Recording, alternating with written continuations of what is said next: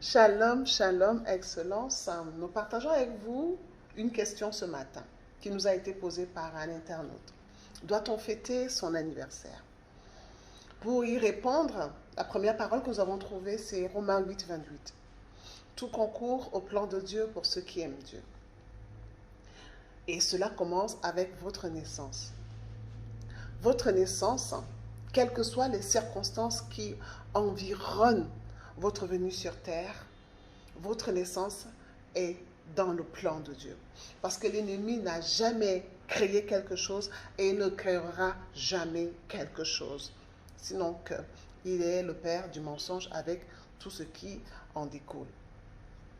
Vous êtes venu sur terre, vous êtes né sur terre. C'est Dieu qui l'a voulu parce qu'il avait un plan et il a toujours un plan pour vous.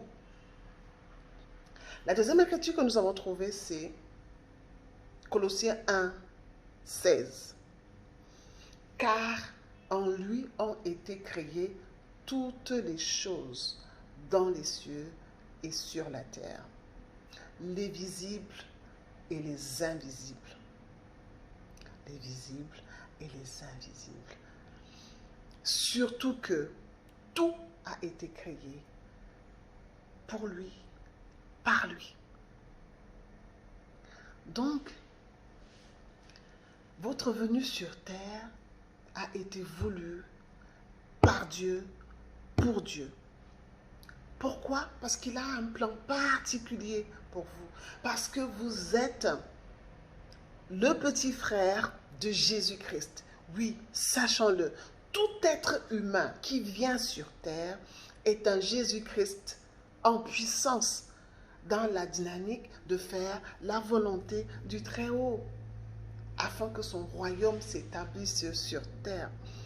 Donc, bien-aimés, quelles que soient les circonstances, quel que soit ce que vous avez entendu sur les anniversaires, n'hésitez pas à le fêter. Parce que c'est remercier l'Éternel, se reconnaître son plan dans votre vie, c'est accepter ce plan dans votre vie. Si vous n'étiez pas venu, est-ce que vous parleriez aujourd'hui de Jésus-Christ? Est-ce que vous parleriez aujourd'hui de salvation ou de relation avec Dieu? Non. Dieu a accepté que vous veniez sur terre pour remplir votre mission. Et votre mission, c'est de ramener sur terre le royaume des cieux selon la grâce qui est la vôtre. Alors, bien-aimés, n'hésitez pas à fêter votre anniversaire. Et pour les personnes qui pensent que c'est une fête qui renvoie au paganisme, si l'Éternel des armées ne vous a pas dit de façon claire que vous ne fêtez pas votre anniversaire, toi ma fille, toi mon fils, ne fête pas ton anniversaire. Il n'y a pas de raison à ne pas fêter son anniversaire parce que le Seigneur nous attend sur des choses qui nous transforment. Si nous sommes dans l'esprit de savoir que notre venue sur terre est dans la volonté de Dieu, dans le plan de Dieu, dans la dynamique de ramener sur terre le royaume des cieux, nous avons tout intérêt à manifester une action de grâce au Seigneur en fêtant notre anniversaire, parce que notre anniversaire est fait par sa grâce pour sa gloire. Donc ne restons pas enfermés sur ce que les autres ont dit, parce que ce n'est pas ça qui va nous sauver. Fêter un anniversaire ou pas, si ce n'est pas dans une injonction spécifique du Seigneur, ça ne nous éloigne pas de la voie qui est la sienne. Au contraire, nous reconnaissons que dans notre venue sur terre, il est celui qui a décidé.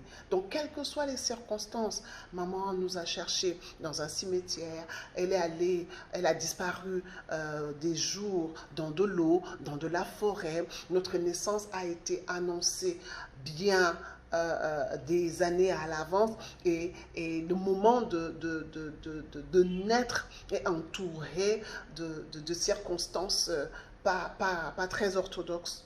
Non, ne faisons pas l'apologie de l'ennemi, Ne plaçons pas l'ennemi à la première place. Donnons à Dieu la première place. Parce que tout concourt à son plan et tout a été fait par lui, pour lui.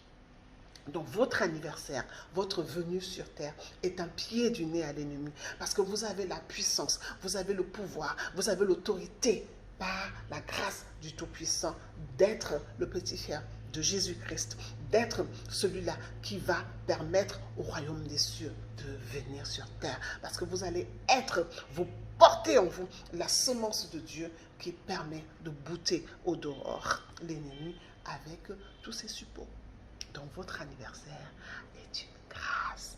Je bénis votre jour de venue sur terre. Je bénis votre anniversaire afin que ce jour-là soit un jour particulier.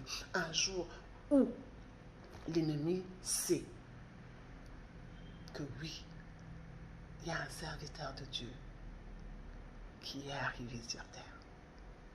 Shalom, shalom, shalom.